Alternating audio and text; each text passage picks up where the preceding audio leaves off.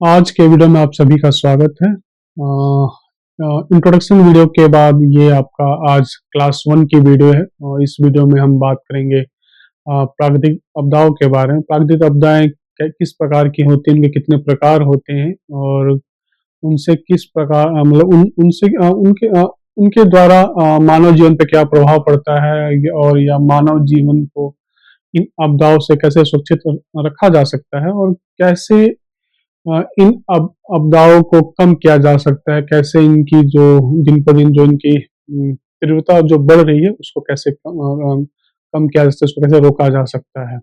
उससे पहले बच्चों हम बात करेंगे कि इंट्रोडक्शन वीडियो में आप लोगों ने क्या देखा, क्या पढ़ा और उसके बाद जब आप फील्ड पे गए तो उस पर आपने क्या एक्सपीरियंस किया, क्या अनुभव रहा। तो सबसे पहले तो मैं बता दूं कि हमने पिछले वीडियो में जो हमारा इंट्रोडक्शन डे वीडियो था उसमें हमने पर्यावरण के बारे में जाना, पर्यावरण से मानव जीवन का क्या रिश्ता रहा, कैसे पर्यावरण हमारी जो है परंपराओं में जैसे कि वट वृक्ष पूजा और कैसे हम तुलसी पूजा अलग अलग तरीके जो हम पूजा करते हैं वो हमारे जो है परंपराओं का हिस्सा रहा है और हम कुल देवी कुल देवता इस सब चीजें करते हैं। तो पर्यावरण अलग अलग तरीकों से हमसे जुड़ा हुआ है और हमारे ही कह सकते हैं कि रोजमर्रा की जो गतिविधियां होती हैं उन गतिविधियों से पर्यावरण जो है प्रभावित होता है और उसकी जो रूपरेखा है उसमें या उसका जो स्वरूप है उसमें बदलाव होता है। पर्यावरण को जितना हम प्रभावित करते हैं अपनी गतिविधियों से उतना ही पर्यावरण हमें भी प्रभावित करता है अपने तीव्रता से, अपने जो है कह सकते हैं कि अपनी विशाल विशाल विशालता से या विशाल कायता से कह सकते हैं कि हम उनकी अलग अलग रूपों से हमको प्रभावित करता है, बताने की कोशिश करता है कि हमने पर्यावरण और हमारे बीच की जो सीमा थी हमने उसको जो है क्रॉस कर लिया, उसको हमने लांघ दिया है और उसका उसकी जो कह सकते हैं कि जो उसकी जो परिणाम है वो हमें भुगतने होंगे और ये हम देख भी रहे हैं। हम अपने आसपास हमने इतनी पेड़ों की कटाई की है, इतनी मिट्टियों का हमने जो अपरदन किया, इतने सारे अलग अलग तरीके से हमने नदियों को जो है खोदना शुरू किया है अपने सिर्फ अपने एक निजी लाभ के लिए, तो उसका प्रभाव हमारे ऊपर भी पड़ ही रहा है। चाहे वो हमारी जो हवा है वो दूषित हो रही है, हमारी नदियां दूषित हो रही है, हमारे पीने के जल स्रोत दूषित हो रहे हैं। तो इन सभी चीजों के बारे में हमने अपनी पिछली वीडियो में बात किया था और इसके बाद जब आप इससे संबंधित जो आपने मटेरियल पढ़ा तो उसमें भी आपको बहुत विस्तार से जो है इस पर्यावरण उससे संबंधित कह सकते हैं कि एक भूमिका जो है बताया होगा उसमें कि हम आगे क्या करने वाली सब चीजों को आपने उसमें पढ़ा होगा अपने रीडिंग मटेरियल्स में। रीडिंग मटेरियल्स उस इंट्रोडक्शन वीडियो के बारे में ही था जिसके बारे में मैंने पहले वीडियो में आपको बताया था। उन सभी चीजों को उसमें डिटेल उसमें विस्तार से बताया गया है।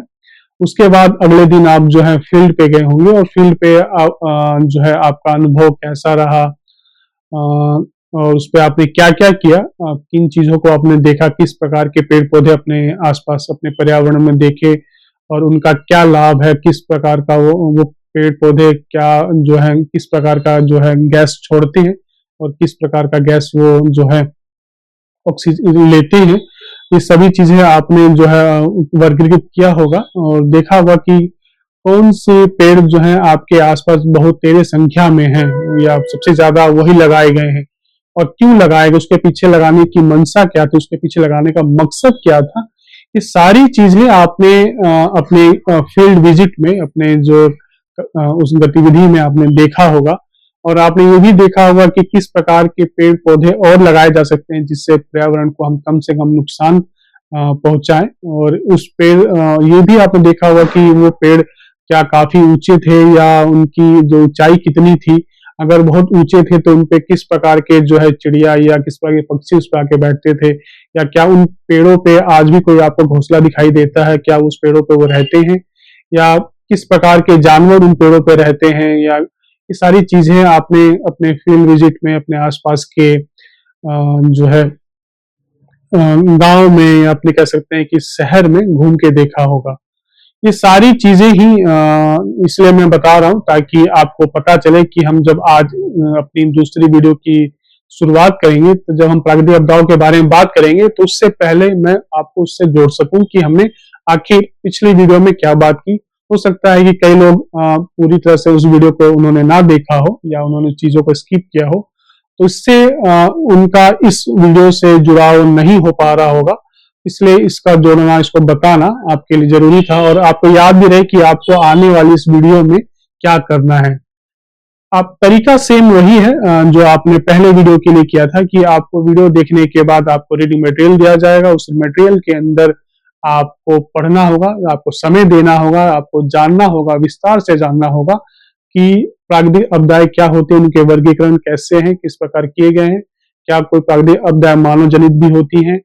या इस तरह की चीजें आपको इस वीडियो में भी आपको, या उसमें रीडिंग मटेरियल में भी आपको बताया जाएगा। इसके करने के बाद आपको फिर फील्ड की तैयारी करनी है कि अगले दिन फील्ड पे जाके आप क्या देखेंगे, क्या करेंगे, कैसे करेंगे, किन लोगों से बात करेंगे। ये सारी चीजें आज के वीडियो में भी हम दोबारा आपको बताएंगे, लेकिन तरीका आपको पहली वीडियो से लेकर आखिरी वीडियो तक एक ही रखना है, उसमें कोई बदलाव नहीं है। कुछ सवाल आपको एमसीक्यू टाइप के होंगे और कुछ सवाल जो है आपको अपने अनुभव, अपने जो है फील्ड के हिसाब से, फील्ड के हिसाब जो आपने वहां पर एक्सपीरियंस किया उसके हिसाब से आपको देने होंगे। तो ये सारी चीजें आपको अपने आज की वीडियो में आपको बताऊंगा। तो आज की वीडियो में आपको बताऊंगा और इस पे आपको जो है ध्यान देने की जरूरत है। अभी तक हमने जो जाना और समझा, इसके बाद हम आज जो है आगे के भाग में हम बात करेंगे प्राकृतिक आपदाएं, उनकी परिभाषा क्या है, इसके बारे में। सबसे पहले तो आपदाओं को जो हम डिजास्टर, जो अंग्रेजी का एक शब्द है, उसके थ्रू जो उसका समानार्थी कह सकते हैं कि उसकी जो शब्द है, और अंग्रेजी में हम आपदाओं को डिजास्टर कहते हैं, और इसमें अलग अलग वर्ड्स जैसे हैजर्ड्स और कैटास्ट्रोफी और तथा या रिस्क या इसके अन्य समानार्थी शब्द भी हैं। लेकिन आपदाओं को कह सकते हैं उनके समतुल्य रखते हैं, लेकिन आपदाएं आपदाएं होती हैं, उसकी अलग अलग विविधता होती है, और उसके कितना जान माल, उसकी फ्रिक्वेंसी कितनी है, उस हिसाब से हम उसमें वर्गीकरण करते हैं। हिंदी में भी आपदा के अन्य समानार्थी शब्द हैं, जैसे कि विपत्तियां, प्रकोप, खतरा, प्रलय, इस तरह के शब्द हम लोग इस्तेमाल करते हैं, खास करके जो है अलग अलग क्षेत्रों में, जैसे कि बाढ़, प्रलय आ गया, और इस तरह के जो शब्द यूज किए जाते हैं या इस्तेमाल किए जाते हैं, हम अलग अलग भाषाओं के अंदर भी इनमें आप देखेंगे कि इसमें आपको विभिन्नताएं दिखेंगी। किंतु इन शब्दों का प्रयोग जान माल की संभावना, क्षतियों, खतरों या उसके मूल्यांकन तथा प्रबंधन और खतरे की न्यूनतम स्वीकार्यता के अनुसार ही सतर्कता पूर्वक किया जाता है या किया जाना चाहिए। ऐसा नहीं है कि हम हर जो है आपदाओं के लिए एक ही तरह के शब्दों का प्रयोग करें। आपदाओं के अपने अपने तरीके से उनको संबोधन, मतलब कैसे उनको अलग अलग तरीके से उनको वर्गीकृत किया गया है, और उसके लिए शब्दों का सही चुनाव भी जरूरी है। तो आप भी इस बच्चों इन चीज़ों का अपने जो है, जब आप फील्ड पे जाएंगे तो आप इन चीज़ों का भी ध्यान रखें कि किस आपदा को किस शब्द के साथ, या उसको हम विपत्तियां बोलें, या हम उसको खतरा बोलें, हम उसको जो है प्रकोप बोलें या प्रलय बोलें। तो आप भी इन शब्दों का सही चयन रखिएगा अपने फील्ड विजिट करते समय, या इन लोगों से बात करते समय ये भी ध्यान रखिएगा कि लोग बाढ़ को, भूकंप को, ज्वालामुखी या अन्य तरह के जो प्राकृतिक आपदाएं हैं, तो उन आपदाओं के लिए किन शब्दों का प्रयोग कर रहे हैं, या उनके जो है कह सकते हैं कि लोकल्स में, मतलब जो है स्थानीय शब्द क्या हैं, कैसे उन शब्दों से वो अपनी बात को रख रहे हैं या अपनी बातों को कह रहे हैं। इसी के साथ ज्यादातर जो हम इन जनरल कह सकते हैं कि जो है आपदाओं के लिए हम डिजास्टर शब्द का प्रयोग करते हैं। आपदा ऐसा संकट है जो समाज की क्षमता के परे हो जाता है, और जिससे वो उस समय संभाल नहीं पाते हैं, उसको हम जो कह सकते हैं कि उसका हम सामना नहीं करते। आपने देखा होगा कि मैंने अभी बताया भी था शुरुआती जो अपने शब्दों में, कि प्राकृतिक आपदाएं जो होती हैं वो मनुष्य के सीमाओं से परे होती हैं। हम उनको ना ही रोक सकते हैं और पूरी तरह से, और ना ही हम उनको पूरी तरह से नियंत्रण कर सकते हैं। बस हम उससे रोकथाम कर सकते हैं या हम उनके बारे में पहले से जान सकते हैं, ताकि जो क्षति होती है हम उसमें कह सकते हैं कमी कर सके, हम उसको जो है कम से कम कर सके, न्यूनतम कर सके। लेकिन प्राकृतिक आपदाओं को रोकना मनुष्य के हाथ में पूरी तरह से नहीं है। हम ये अलग बात है कि हम वैज्ञानिक तकनीकों की मदद से या तरीकों की मदद से हम उन पे काबू पाने की कोशिश कर रहे हैं, लेकिन हम हाँ, हमने अलग अलग देश में उदाहरण भी देखे हैं कि हमने कितनी भी कोशिशें की हैं, कितने भी हमने जो है प्रौद्योगिकी या तकनीक का इस्तेमाल हमने किया है, लेकिन आपदाओं को रोकना, प्राकृतिक आपदाओं को रोकना हमारे कह सकते हैं कि हमारे बूते नहीं है, हमारे जो है हमारे हमारी क्षमता के मतलब कह सकते हैं कि अनुसार नहीं है, हम इतनी क्षमता नहीं है कि हम उनको रोक सके। खास करके हम पहाड़ी क्षेत्रों में, अगर आपने हिमाचल और उत्तराखंड में आपने देखा होगा कि इन प्राकृतिक आपदाओं से खासकर इसकी जो बाढ़ है और जो हिमस्खलन या कह सकते हैं कि भूकंप से जो पहाड़ों में जो कह सकते हैं कि उनके में जो टूट आती है, इनमें जो उनमें अलग तरीके से वो टूटती है तो एक बड़े ही हिस्से को अपने साथ बहा के ले जाती है। खासकर बरसाती मौसम में आपने देखा होगा कि वैष्णो देवी से लेके और हिमाचल के और उत्तराखंड के अलग अलग हिस्सों में बाढ़ ने किन एक विशाल, एक विकराल रूप में मानव को नुकसान, मानव को चेतावनी दी है कि आप अपने कृत्यों, अपने कार्यों, अपने गतिविधियों पे लगाम लगाए, अंकुश लगाए, नहीं तो इसकी भयावहता और भी ज्यादा हो सकती है, इसकी भीषणता और भी ज्यादा हो सकती है। तो ये हमारे लिए एक चेतावनी थी, हमारे लिए एक कह सकते हैं कि अ, पर्यावरण के द्वारा बार बार हमें चेताया जाता है कि हम अपनी गतिविधियों, अपने कार्यों, अपनी इन सब चीजों पे लगाम लगाए और एक पर्यावरण के साथ हम एक सीमित संबंधों पे ही, सीमित जरूरतों पे ही हम उसका इस्तेमाल करें, हम एक विवेकपूर्ण इस्तेमाल करें, ताकि ना ही हमारे कार्यों से पर्यावरण नुकसान हो और ना बाद में वही पर्यावरण हमें नुकसान ना पहुंचाए। तो ये भी हमें कह सकते हैं सीखने की जरूरत है, हमें समझने की जरूरत है कि और हमें अपने अलावा हमें खुद सीखने और समझने के अलावा हमें समाज को भी बताने की जरूरत है कि समाज जो कार्य कर रहा है, समाज जो काम कर रहा है, उससे पर्यावरण को नुकसान हो सकता है, वो ना करे, या उस तरह के कार्य अगर वो कर रहा है तो उसमें उसको अभी ही रोक दे या उसको अभी यही छोड़ दे, ताकि आगे हम पर्यावरण से बचने के अपने उपाय कर सके। हम ये अब जो आपने देखा होगा कि जितना तेजी से नुकसान हम पर्यावरण को पहुंचा रहे हैं, पर्यावरण उतनी ही तेजी से हमें चोट भी कर रहा है। और ये कई बार आपने देखा होगा कि जब हम अलग अलग केदारनाथ और या चार धाम की यात्रा पे जब निकलते हैं, या हम जो है कह सकते हैं हिमालय की तरफ जाते हैं, उन यात्राओं में भी आपने देखा होगा कि लोगों को अलग अलग मुश्किलों का सामना करना पड़ता है। आप कह सकते हैं कि कई प्रकार के मुश्किलों का सामना उनको करना पड़ता है। और सिर्फ ये सब यही सब चीजें, ये सब चेतावनियां हैं जो पर्यावरण हमें समय समय पे देती रहती है कि आप वहीं रुक जाएं, आप चीजों को इस तरह ना करें। और ये सब चीजें हमें जानने समझने की जरूरत है। आपदा एक असामान्य घटना है जो सीमित अवधि के लिए आती है, कभी भी आ सकती है, बिना बताए भी आती है, क्योंकि मैंने बताया कि हम पूर्व सूचना, हम भले ही अलग अलग तकनीकों की मदद से पूर्व सूचना की हम कह सकते हैं उसके आने की पूर्व सूचना हमें जानकारी हम एकत्रित कर लेते हैं, लेकिन आपने देखा होगा कि मौसम वैज्ञानिक जब बार बार कहते हैं कि आज दिन साफ होने वाला है तो उसी दिन देखते हैं, आपने देखा होगा उस दिन ज्यादा खराब होता है। तो कई बार ऐसा होता है कि हमारे जो तकनीक है उससे हम बहुत सटीक जानकारी नहीं लगा पाते हैं, या उस सटीक जानकारी के कह सकते हैं कि उसके कह सकते हैं कि हम उससे उलट जो है हम पर्यावरण हमारे साथ जो कह सकते हैं कि अपनी चीजें बताता है, अपने आप को हमें हम तक अपने आप को प्रदर्शित करता है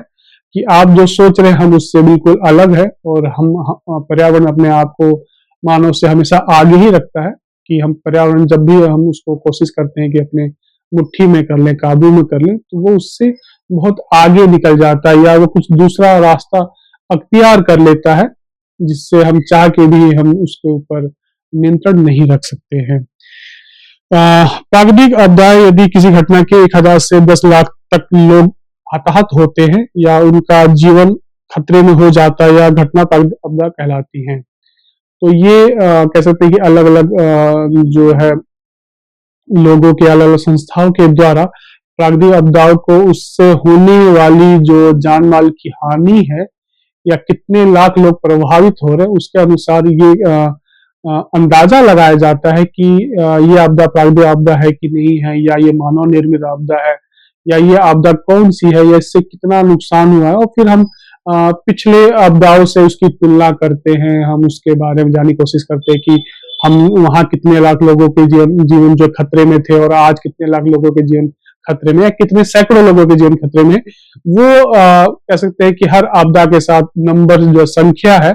वो वैरी करती है, वो अलग अलग तरीके से उस पे वो पूरी तरह कि आपदाओं की उसकी तीव्रता पे भी कह सकते हैं कि उसके ऊपर बेस्ड है, या हम उसके ऊपर ही वो आधारित है। तो ये सारी चीजें हम जो है वो करते हैं। अब बात करेंगे कि हम जो प्राकृतिक आपदा है उनको वर्गीकृत कैसे किया जाए, या किन अलग अलग आधार पर इसको वर्गीकृत किया जाए, या हम कर सकते हैं। तो सबसे पहले तो जो आता है कि मौसम से संबंध प्राकृतिक आपदा है, जिसमें प्रभंजन, जिसको हम हरिकेन कहते हैं, या साइक्लोन चक्रवात कहते हैं, या टोर्नेडो कहते हैं, या टाइफून कहते हैं, या बाढ़ कहते हैं, या सूखा कहते हैं, या सुनामी। आपने इनके बारे में सुना भी होगा, आपने इनके बारे में अलग अलग न्यूज समाचार पत्रों में भी, और टीवी में भी, या टेलीविजन पे भी, या रेडियो में भी अलग अलग तरीकों से इन सभी मौसम से संबंध रखने वाले जो प्राकृतिक आपदाएं हैं, इनके बारे में आपने सोचा इस की पढ़ा होगा आपने इनके बारे में। और इनसे होने वाली जो तबाही है, इससे होने वाली जो त्रासदी है, उसके बारे में भी विस्तार से जाना होगा। क्यों क्यों मौसम से संबंध रखने वाली जो प्राकृतिक आपदाएं हैं, वो बार बार उन्हीं की जो पुनरावृत्ति होती है, बार बार वही आती रहती है, और उनसे मानव को कितना सतर्क रहना चाहिए, ये सब चीजें हैं। दूसरा है स्थलाकृति से संबंधित प्राकृतिक आपदा, खासकर कि ये आपदाएं जो है भूस्खलन तथा हिम धावक को कहते हैं, जिसको हम कह सकते हैं कि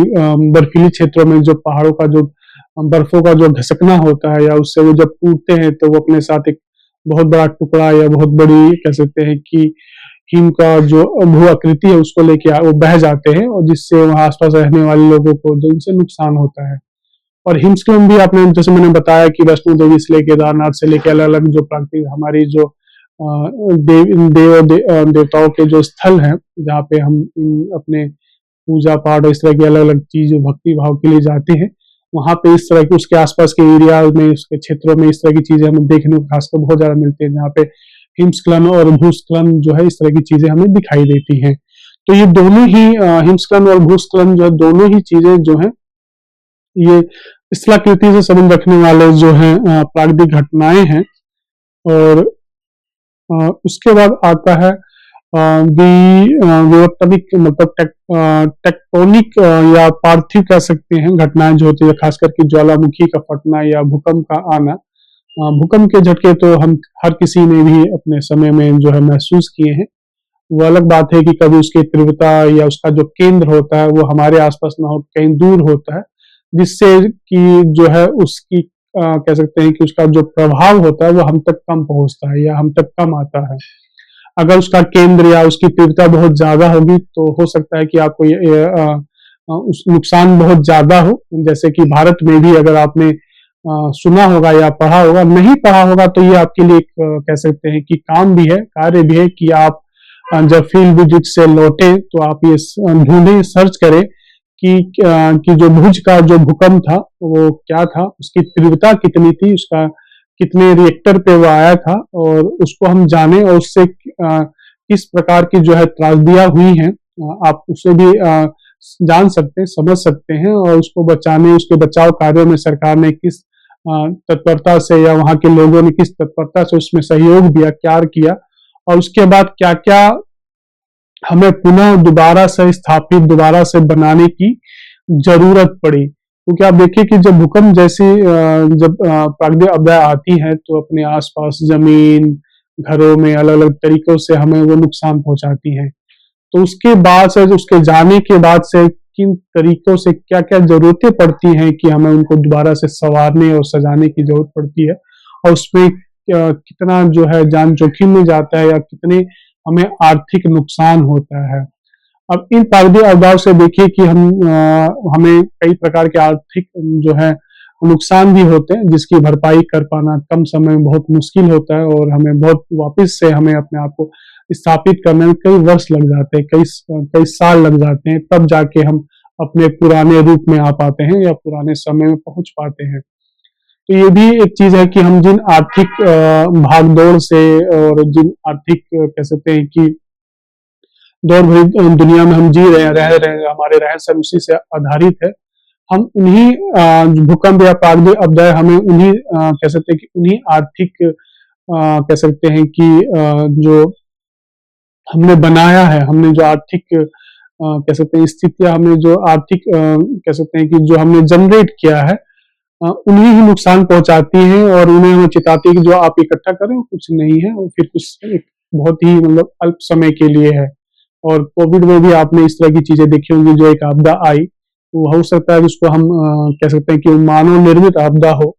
या एक महामारी जो है शुरू हुई थी जिसको हमने समय पर ध्यान ना देते हुए वो मानव निर्मित हो गई। उसमें भी आप देखिए कि बहुत ज्यादा जो आर्थिक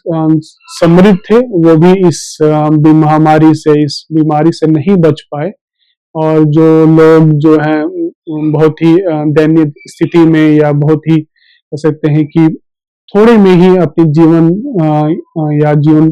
यापन को कह सकते हैं निभाते हैं या करते हैं, वो लोग इस पूरे महामारी में उससे उबर पाने में या कह सकते हैं कि कम समय में उबर पाने में उबर पाए वो लोग या उससे निकल पाए, और कईयों को उसमें काफी समय लगा उससे उबर पाने में, उससे निकल पाने में। तो इस तरह की चीजें हैं। तो हमें इन प्राकृतिक जो प्राकृतिक आपदाएं हैं ये हमें अलग अलग तरीके से हमें सचेत करती हैं, हमें बताती हैं कि आप जो भाग दौड़ कर रहे हैं, आप जो दिन रात जो पैसे और इस तरह की जो आर्थिक लाभों के लिए जो प्रकृति को नुकसान पहुंचा रहे हैं वो ऐसा ना करें। इसी तरह से जब हम आगे बढ़ेंगे तो हम एक बात करेंगे कि इन 3 तरीकों के प्राकृतिक आपदाओं के अलावा भी एक विविध प्रकार के जो है प्राकृतिक आपदा भी होती है, जैसे टिड्डियों का आना। हमने अपने अखबारों में इस तरह की चीजों में इसके बारे टेलीविजन में सुना होगा कि टिड्डियों का आतंक है, टिड्डियों का प्रकोप है, जो खेत जो है या जो अनाज के भंडार हैं, जो चीजें उनको खत्म कर जा रही है, उसको चट कर जा रही हैं। तो ये भी इस तरह की भी आपदाएं होती है, खासकर कि वहां पे जहाँ पे खेतीहर या जहाँ खेती बहुत ज्यादा होती है, जहाँ प्राइमरी सेक्टर्स पे लोगों का ज्यादा, एग्रीकल्चर सेक्टर्स पे लोगों का ध्यान ज्यादा होता है या उनका जीवन निर्वाह उन्हीं के ऊपर उसी के आधार पे आगे बढ़ता है, उससे ही आगे बढ़ता है या उसी पे अपना वो जीवन यापन भी करते हैं। तो उन क्षेत्रों में टिड्डियों का आतंक जो है या कह सकते हैं उसका प्रकोप बहुत ज्यादा होता है, जिससे बचने के लिए हम अलग अलग केमिकल्स, अलग अलग दवाइयों का इस्तेमाल भी करते हैं या अलग अलग वैज्ञानिक तरीकों का इस्तेमाल करते हैं, जिससे वो उस एरिया में, उस क्षेत्र में वो ना है या उससे वो दूर रहे। एक अन्य प्रकार से भी कह सकते हैं कि हम प्राकृतिक आपदाओं का वर्गीकरण कर सकते हैं, जिसमें जो है तीव्रशाली जो आपदाएं होती हैं, जिसमें कह सकते हैं उसको ज्वालामुखी का विस्फोट, भूकंप, अग्निकांड, बाढ़, तूफान, भूस्खलन, सुनामी, इस तरह की। और दूसरा है मंदगामी। तो हम उन जो 4 तरीके अभी तक हमने बात की वर्गीकृत, हमने जो प्राकृतिक आपदाओं को उन 4 तरीकों से किया, उसके अलावा 2 तरीके और भी हैं, या कह सकते हैं कि एक और वर्गीकरण है जहाँ पे हम उसके तीव्रता से, जो तीव्रगामी और मंदगामी के हिसाब से जो है प्राकृतिक आपदाओं का विभाजन करते हैं, उन्हें हम अलग अलग कह सकते हैं कि वर्ग में इनको डिवाइड करते हैं, बांटते हैं। तो तीव्रगामी में मैंने बताया कि ज्वालामुखी है, विस्फोट है, भूकंप है, अग्निकांड है, बाढ़ है और तूफान है, भूस्खलन है और सुनामी है। वैसे ही मंदगामी आपदाओं में है जो है सूखा, बाढ़, कीटों का प्रकोप, जिसके बारे में भी मैंने बताया कि टिड्डे जो है इस तरह की चीजें करते हैं। उपयुक्त आपदाओं में से कई आपदाएं जो है मानवकृत हैं या मानव जनित हैं या मनुष्य जो मानव ने उसको बनाया है या मानव के कह सकते हैं कि उनके उनके कह सकते हैं उनकी गतिविधियों से वो जो है आज हमारे सामने एक समस्या के रूप में हमारे सामने है, जिसमें अग्निकांड, बाढ़, भूस्खलन, सूखा आदि भी हो सकता है। ये क्यों इन्हें जैसे आपके दिमाग में ये चीज जरूर आ रही होंगी कि सबने अभी जो है अभी पता है कि जो अग्निकांड, भूस्खलन, बाढ़, सूखा, ये तो प्राकृतिक आपदाओं में भी आती है और आप अभी इसको जो है मानव जनित भी कह रहे हैं। तो आप देखिए कि अगर आप ध्यान देंगे, खासकर मैंने पिछली क्लास में वीडियो में बात किया था कि कई बार जो हम उपाय करते हैं आपदाओं से बचने के लिए, एक समय के बाद वो उपाय ही जो है हमारी समस्याएं बन जाती हैं। इस बारे में पिछले वीडियो में मैंने बताया था कि जो बैटरी रिक्शा, जो पर्यावरण को कह सकते हैं हरा भरा रखने के लिए इसका इस्तेमाल किया जा रहा है, सरकारों द्वारा इसको काफी प्रोत्साहित किया जा रहा है, इसको आगे बढ़ाया जा रहा है कि हर गाड़ी जो है बैटरी से चले या ग्रीन फ्यूल से चले। लेकिन आज ये ग्रीन फ्यूल जो है आज एक समस्या में क्या कहते हैं परिवर्तित हो गया, बदल गया है कि आज हर तरफ जो है आप सड़कों पे आपको सिर्फ यही दिखाई देंगे, जिससे और खासकर की जो है यातायात जो दुर्घटनाएं वो बढ़ गई हैं। सड़कों पे जाम लगा रहता है, घंटों घंटों हम लंबी लंबी कतारों में खड़े रहते हैं। और जो हमारी कैसे जरूरी चीजें हैं, जैसे एम्बुलेंस का आना जाना, अग्नि जो यहाँ है उसका आना जाना, इस तरह की जो कह सकते हैं कि जो इमरजेंसी सेवाएं हैं वो समय से समय एक स्थान से दूसरे स्थान तक नहीं पहुंच पाती, सिर्फ ये कि इसलिए क्योंकि सड़कों पे यातायात बहुत ज्यादा हो गई है और वो यातायात जो है जो उस सड़कों पे हैं वो उस नियमों का, यातायात नियमों का ना पालन करते हैं और ना ही सरकार के पास कोई ऐसा आंकड़ा है, सरकार के पास कोई ऐसा तरीका है जो इनको रोका जा सके, इनको संभाला जा सके।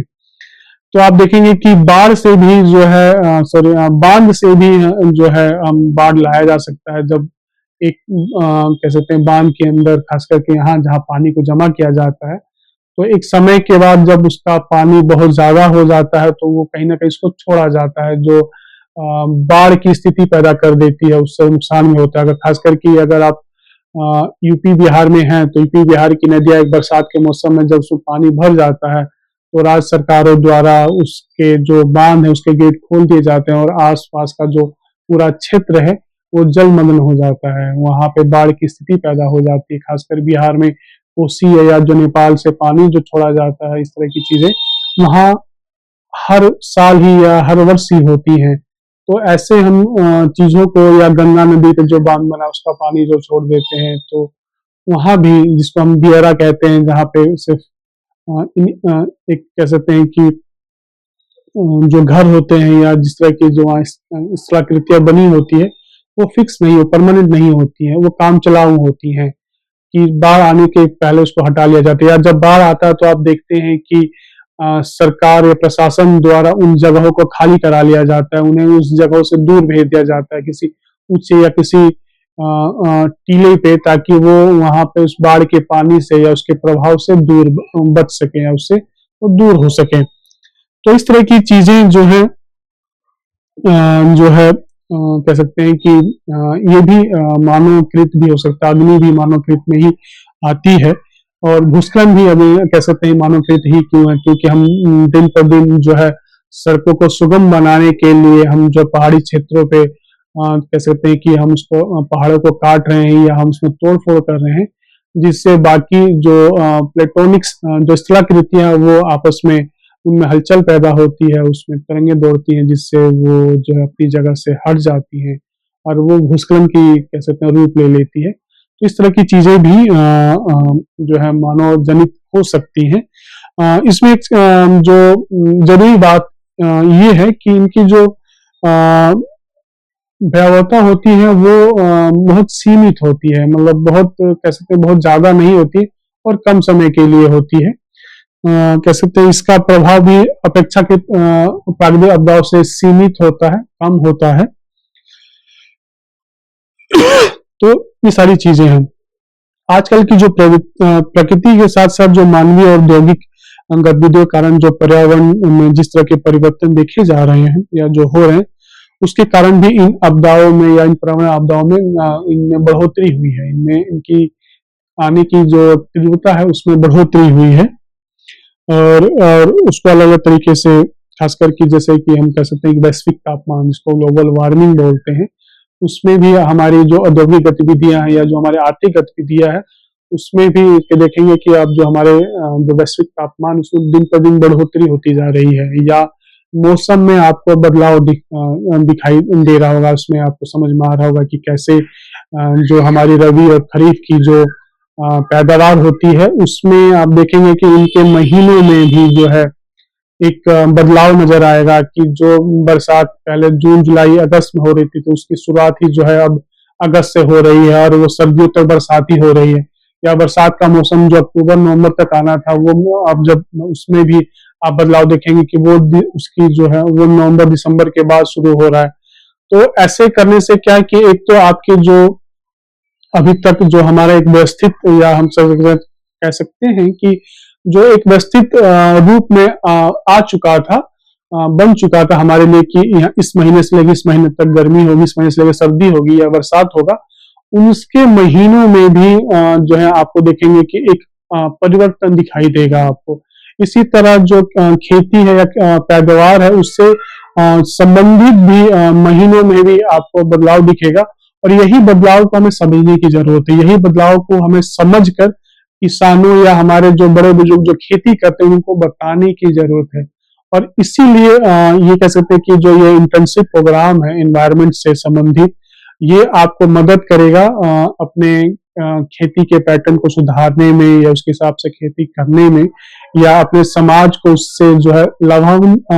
लाभान्वित करने में, कि उनको आप बताएं कि अब जो खेती का महीना है वो भी आगे की तरफ बढ़ गया है, वो पहले जैसा नहीं रहा। हमें अब उसके अनुसार खेती करनी पड़ेगी, और हमें उसके अनुसार अपने फसलों में भी बदलाव करने होंगे। अब वो फसल जो एक पारंपरिक रूप से हम अभी तक बोते आए हैं, उगाते आए हैं, उनमें भी हमें बदलाव करने की जरूरत है। हमें उसमें भी प्रकृति के अनुसार या नेचर के अनुसार हमें उसमें बदलाव करने की जरूरत है, उसके अनुसार ही हमें उगाने की जरूरत है।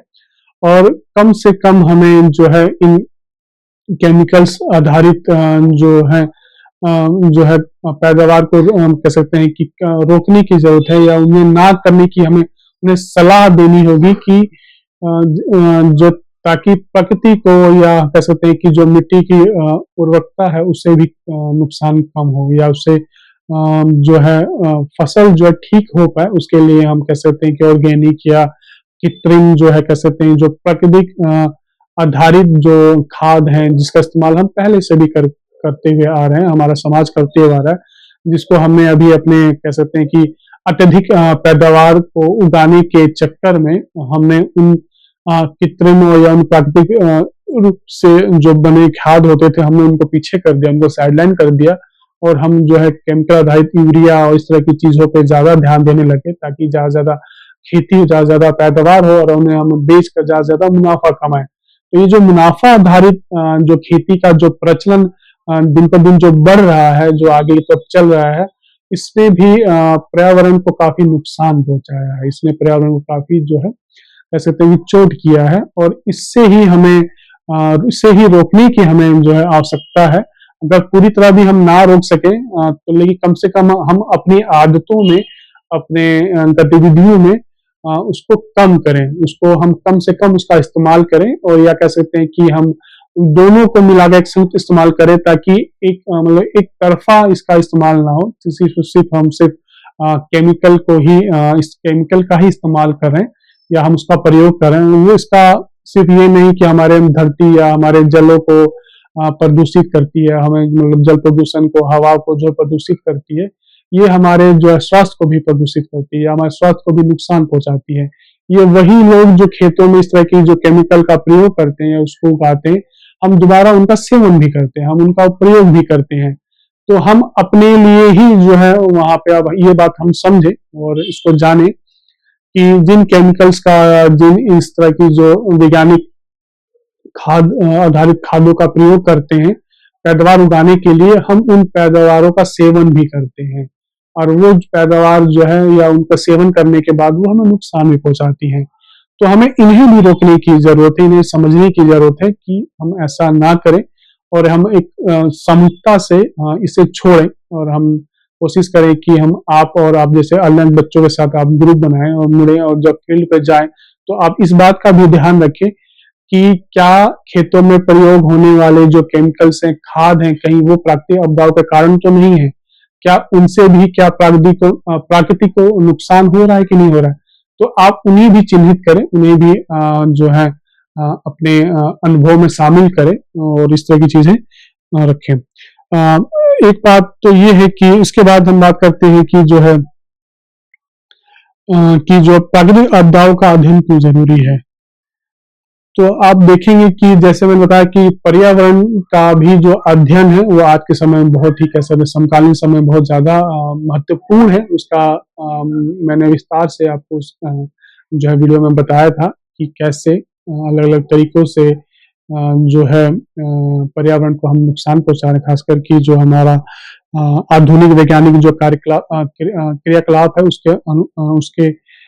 उसके अनुसार हम या उसको करने से हमें प्रकृति को नुकसान पहुंचा है। वैसे ही प्राकृतिक आपदाएं भी आप देखेंगे कि प्राकृतिक आपदाओं के स्वरूप में भी बदलाव आ रहा है। उसकी जो भयावहता है वो बहुत ज्यादा है, उसकी जो भीषणता है वो बहुत ज्यादा हो गई है। खास करके जैसे मैं कुछ उदाहरणों के द्वारा आपको ये बताने की कोशिश करूंगा कि हमें इसका अध्ययन क्यों करना है। तो सबसे पहले तो आपने अगर आप भारत से बाहर देखेंगे तो वेनेजुएला, बांग्लादेश या मध्य यूरोप का जो क्षेत्र है वो वहाँ पे जो प्रलयकारी जो बाढ़ बहुत ज्यादा आ रही है। अगर आप समाचार पत्र नहीं पढ़ते हैं तो आप उनको देखें, खास करके इस पूरे जो है इंटर्नशिप के दौरान आप पेपर में देखें और वहां चिन्हित करें कि आज देश दुनिया के जो कॉलम है, देश दुनिया का जो हिस्सा है, उस देश दुनिया के जो पेज पे या उस पृष्ठ पे किन प्राकृतिक आपदाओं के बारे में बात की गई है या किन के बारे में बताया गया है और कहाँ कहाँ पे प्राकृतिक आपदाएं अभी आ रही हैं और उसके लिए या उसकी त्रासदी से मानव को कितना नुकसान हो रहा है या उस मानव को कितना झेलना पड़ रहा है, आप उन्हें भी चिन्हित कर सकते हैं। तो ये भी एक आपकी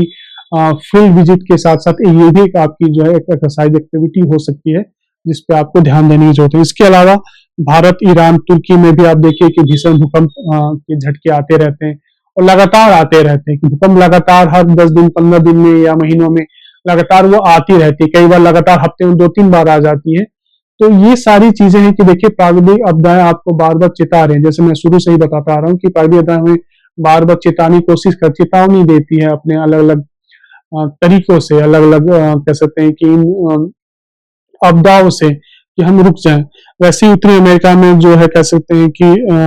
काफी जो प्रभंजन या इस तरह के बहुत खतरनाक प्रभंजन आते हैं इस तरह से जो हम जिससे हम बच पाना हम लोगों के मानव के लिए बहुत मुश्किल है या बहुत कह सकते हैं कि बहुत कठिन है। ऐसे ही जो है एरिजोना या कैलिफोर्निया में भी भीषण अग्निकांड आप देखेंगे कि जंगल में आग लग जा रहे हैं, खास करके एरिजोना और कैलिफोर्निया या इस तरह के जो अमेजन जो बड़े जंगल हैं वहां पे भी आप देखिए कि गर्मी जो अभी मैंने कहा कि वैश्विक तापमान बढ़ने से जो है उनमें अपने आप ही जो पेड़ों के बीच में जो घर्षण होती है उनसे वो जो है अग्नि कह सकते हैं कि अग्नि दहन या अग्निकांड में परिवर्तित हो जाती है और जंगल के जंगल जो है आग के लपेटे में आ जाते हैं, जिसका कह सकते हैं कि जिसका प्रभाव हम तक भी आता है, जिसकी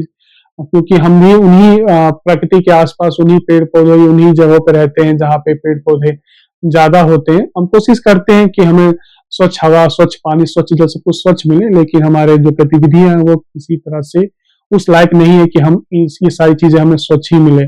हम जो कर रहे हैं हमें जो स्वच्छ तो हमें उम्मीद भी नहीं करनी चाहिए कि प्रकृति हमें इन सब करने के कह सकते हैं कि ये हमारे कृत्य करने से हमें प्रकृति जो है सभी चीजें स्वच्छ ही दे, क्योंकि हमने उसको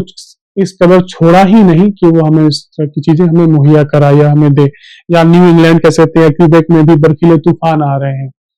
जैसे मैंने कहा हिमस्खलन बहुत ज्यादा आ रहे हैं, तूफान बढ़ते जा रहे हैं, चीजों जो है इसकी जो है कह सकते हैं कि सीमाएं बढ़ती जा रही बढ़ रही हैं। या आपने देखा होगा कि खासकर कि अभी के समय में उत्तर पूर्व जो है क्षेत्रों में भारत के हम देखें कि राजस्थान में बहुत ज्यादा बाढ़ आ रहा है, बहुत ज्यादा बारिश हो रहा है, लेकिन आप दिल्ली, हरियाणा और मध्य प्रदेश या बिहार, यूपी चले जाए तो वहाँ बाढ़ है ही नहीं, वहाँ बरसात हो ही नहीं रही है। तो आप ये भी देखिए कि इन तरीकों कैसे कि जो प्राकृतिक आपदाएं हैं या जो ये ग्लोबल वैश्विक तापमान है, इससे भी जो पहले जो अभी रेगिस्तान होते थे उसमें भी उनमें वहां बरसात ज्यादा हो रही है, वहां कह सकते हैं कि उनमें पानी ज्यादा हो रहा है और जहाँ पे पानी की और पहले से मौजूद है, जहाँ बरसात होती आ रही है वहां अब कम हो रही है। तो उसके वर्षा के जो पैटर्न है उसमें भी आपको परिवर्तन देखने को मिलेगा कि जहां पहले सूखा होता था वहां बरसात हो रही है, और जहां बरसात होती तो वहां सूखे की स्थिति बनी हुई है। तो ये भी हमें देखने की जरूरत है, समझने की जरूरत है। प्राकृतिक आपदाओं को हम जो है 5 अलग-अलग तरीके से, अलग-अलग कल्पनाओं से मतलब कह सकते हैं कि उसके आधार पे हम समझ सकते हैं या उनका मूल्यांकन कर सकते हैं। सबसे पहले आता है वैज्ञानिक मूल्यांकन, ठीक है? उसके बाद आता है खतरे का विश्लेषण, फिर आता है कि प्राकृतिक आपदाओं के बीच में संबंध कैसे, किससे, जो पूर्वकालिक जो है, जो हमने जांच की है, या जो हमें कह सकते हैं कि पूर्व में जो प्राकृतिक आपदाएं आई हैं और आज की आपदाओं में कुछ संबंध है कि नहीं है, हमने उस समय क्या जांच किए थे और उसका क्या हमें कह सकते हैं कि रिजल्ट, कुछ परिणाम मिले, और उन परिणामों से क्या हमने कुछ सीखा या नहीं सीखा। और आप जब फील्ड पे जाएंगे तो आप भी इस चीज का ध्यान रखेंगे कि एक आपदा जो आपके समय आई है और एक आपदा जो आपके पापा दादा उनके समय आई है, अगर वो जीवित है, हमसे पूछिए कि आप, या पूछिए उनसे, और फिर कैसे उनका मूल्यांकन कीजिए कि आपकी प्राकृतिक आपदा जो आपके सामने आई है और जो उनके सामने आई है, उनमें क्या अंतर है, उनमें क्या, उसमें क्या क्या परिवर्तित हुआ है, किस तरह से उसमें हमने या उसकी जो विविधता है वो, उसमें क्या हमने बदलाव देखा है, क्या उससे तीव्र है या उससे कम है, तीव्र है तो क्यों है। आपको इस सवाल को भी सोचने की जरूरत है। इसके अलावा फिर हम उसके इन आपदाओं के बीच में जो खतरे का विश्लेषण भी करेंगे कि पूर्व की जो प्राकृतिक आपदा और आज की जो प्राकृतिक आपदा, उनके बीच में जो उनसे जो होने वाले जो खतरे हैं उसका भी विश्लेषण कीजिए, उससे होने वाले जो नुकसान है अब उसका भी विश्लेषण कीजिए। इसके साथ ही पूर्व जो की आपदाएं थे उनकी क्या हम सटीक जानकारी लगा पा रहे थे, या क्या उस समय तकनीकी मदद थी हमारे पास कि हम उनकी पूर्व में ही अनुमान लगा पाए, और उससे हम एक बड़े कह सकते हैं कि जनसंख्या को सूचित कर सके कि इस समय प्राकृतिक आपदा आने वाली है और आप उन खतरों वाली जगहों से दूर रहें जहां पे ये लगता है कि वहां प्राकृतिक आपदाओं की मार ज्यादा हो सकती है या ज्यादा हो सकती है। तो इससे भी हम समझने की कोशिश करें। तो इन सारी चीजों से, इन सारे मूल्यांकन से हम इन आपदाओं के बारे में सटीक जानकारी ले सकते हैं और इससे हम अपना बचाव कर सकते हैं। इसके अलावा 1990 का दशक जो है एक महत्वपूर्ण जानकारी है कि 1990 के दशक में international decade for the national disaster reduction के नाम से इसको रखा गया था, इस दशक को रखा गया था कि कोशिश करें कि इस दशक में हम उस तरह के काम ना करें, कार्य ना करें जिससे या ना करें जिससे इन आपदाओं में कमियां आए। और उस पर हमने अंतर्राष्ट्रीय संगठनों द्वारा या वैश्विक संगठनों द्वारा, सरकारों द्वारा इस क्षेत्र में काफी काम किया गया, और स्थानीय सरकारों को भी इससे सूचित किया गया कि हम किस प्रकार के कार्य करें, किस प्रकार के कार्य ना करें जिससे प्राकृतिक आपदाओं में कमी आए। दूसरा कि अब सवाल आता है कि हमने मूल्यांकन भी समझ लिया, हमने ये भी समझ लिया कि आपदा होती कैसे है, उनका वर्गीकरण कैसे किया जाता है, इन सारी चीजों के अलावा अब आप सवाल यहाँ आता है कि उन्हें कम कैसे किया, जिसके बारे में मैं बता ही रहा था कि 1990 का डिकेड्स दशक जो है इसके लिए ही रखा गया था। इसको एक कह सकते हैं कि इस डिकेड को उसके लिए ही बनाया गया था कि हम इस डिकेड में इस तरह की काम करें। तो सबसे ज्यादा तो जो है कि हम कोशिश करें कि जो बाढ़ आता है उसको हम कह सकते हैं कि उसको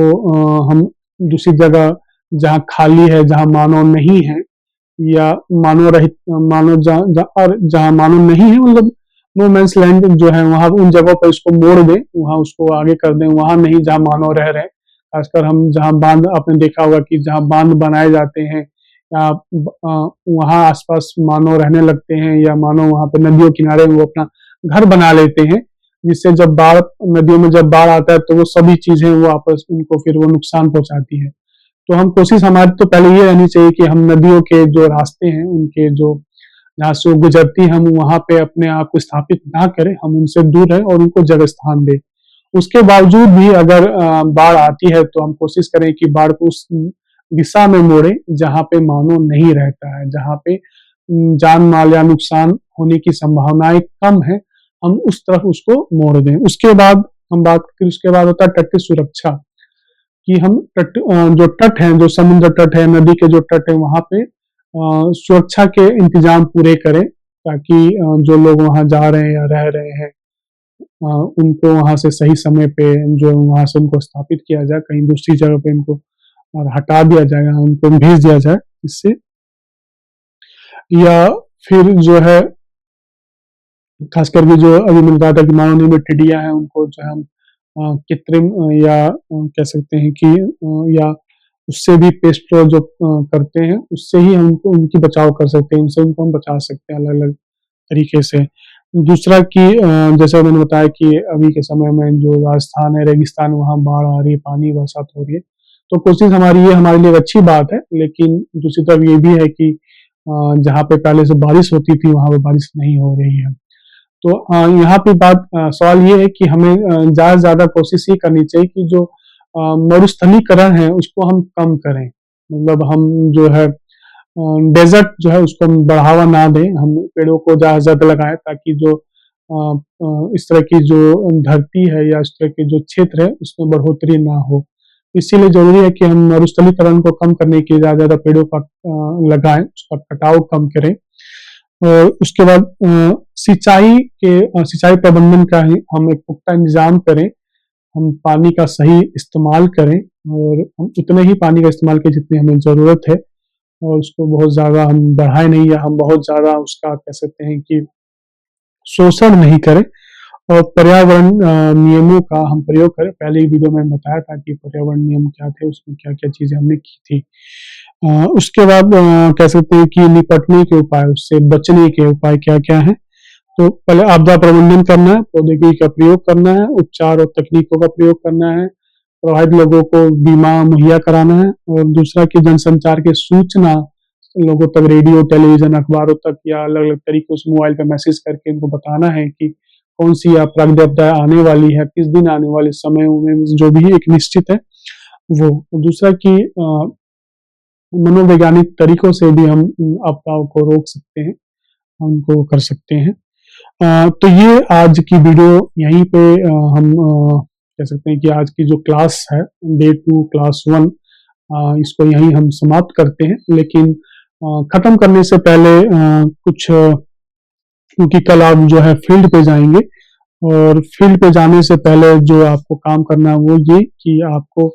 रीडिंग मटेरियल को डाउनलोड करके उसको पढ़ना है और समझना है कि सर ने अपनी वीडियो में क्या क्या बातें कही थी और क्या क्या इस मटेरियल रीडिंग मटेरियल में है। और अब अपने जो है ज्ञान को और पुख्ता कीजिए, उसको पढ़ के और उस पर समय दीजिए डाउनलोड करके, क्योंकि ये पूरे इंटर्नशिप की एक प्रक्रिया है जिसको आपको करना ही करना है, आप इससे बच नहीं सकते हैं। और दूसरा ये कि वीडियो रीडिंग पढ़ने के बाद जब आप को जो है टेस्ट देना होगा, और वो टेस्ट जो है बार बार कोशिश हमारी ये रहती है कि हमने जो आपको बताया है पूरी वीडियो में, जो आपको मटेरियल दिया पूरी पढ़ने के लिए, आप उन दोनों को करने के बाद क्या समझ रहे हैं, क्या सोच रहे हैं, या आपको कितना जो है इसके बारे में जो जानकारी मिल पाई है और आपके ज्ञान में कितनी बढ़ोतरी हो पाई है, ये भी है। दूसरा, जब कल फील्ड पे आप जाएंगे तो आप जो है जाकर क्या करेंगे, तो कुछ बिंदु हैं, बिंदुओं को मैं आपको बताना चाहूंगा कि आपको क्या क्या करना है। एक तो पहले आप जाके पता करेंगे कि आप गांव जिले या आपके आसपास में कोई आपदा आई है या नहीं आई है। नहीं आई है तो आप अपने बुजुर्गों से पूछें कि उनके समय में क्या आई है, अपने पिताजी से पूछें उनके समय में क्या आई है, या आपके समय सामने आई है तो आप ये जानने की कोशिश करें कि वो किस प्रकार की आपदा थी, किस वर्ष आई थी। उसको आप जो अपने कॉपी या जो भी आपके पास फील्ड विजिट डायरी है उसमें आप उसको नोट डाउन करें, उसके परिणाम क्या थे, उससे कितनी हानि हुई है, सरकार की तरफ से क्या व्यवस्थाएं की गई है, इससे पहले भी कोई ऐसी आपदा आई है या उन दोनों में क्या समानता है, उसमें दोनों में क्या विभिन्नताएं हैं, उनकी तीव्रता क्या एक जैसी रही है, या उससे प्रभावित होने लोगों की संख्या में भी कुछ बढ़ोतरी हुई है, उसमें कमी आई है। इस तरह के सवाल जो है आपको फील्ड पे जाके देखने होंगे, उसमें क्या अंतर दिखाई पड़ता है आपको ये भी जानने की कोशिश करनी है। दूसरा कि अपने गांव के बुजुर्गों का अनुभव बहुत जरूरी है, उनके अनुभव से आप जानिए कि उन्होंने उसके लिए क्या रोकथाम किए थे, क्या उपाय किए थे, क्या उन्हें इस आपदा की पूर्व सूचना थी या नहीं थी, क्या आपको पूर्व सूचना है इस आपदा की थी या नहीं थी। आप इसको भी जानिए समझिए, और दूसरा उनसे भी जानने की कोशिश की उन्होंने बचने के क्या उपाय किए थे, और या आपने बचने के क्या उपाय कर सकते हैं, आप उसकी भी एक सूची बनाइए कि जब आपदा आएगी तो आप उनसे कैसे अपना बचाव कर सकते हैं। ये अपनी फील्ड डायरी में आप लिख सकते हैं। और दूसरा ये कि इन आपदाओं से बचने के लिए सरकार ने क्या आपको कोई सूचना दी, कोई जन संचार के माध्यम से आपको सूचित करने का काम किया, और उसके लिए सरकार ने आपदाओं से बचने के लिए क्या उपाय किए, क्या उनके उपाय आपको ठीक लगते हैं, ये क्या वो अपना उपाय जो है आपके लिए मतलब कह सकते हैं कि पूर्ण है, या उनमें कोई कमियां हैं तो उन कमियों को कैसे दूर किया जाए। इस तरह के बहुत तेरे सवाल जो है आपको कल जाके अपने फील्ड पे देखना है, समझना है, सोचना है। धन्यवाद।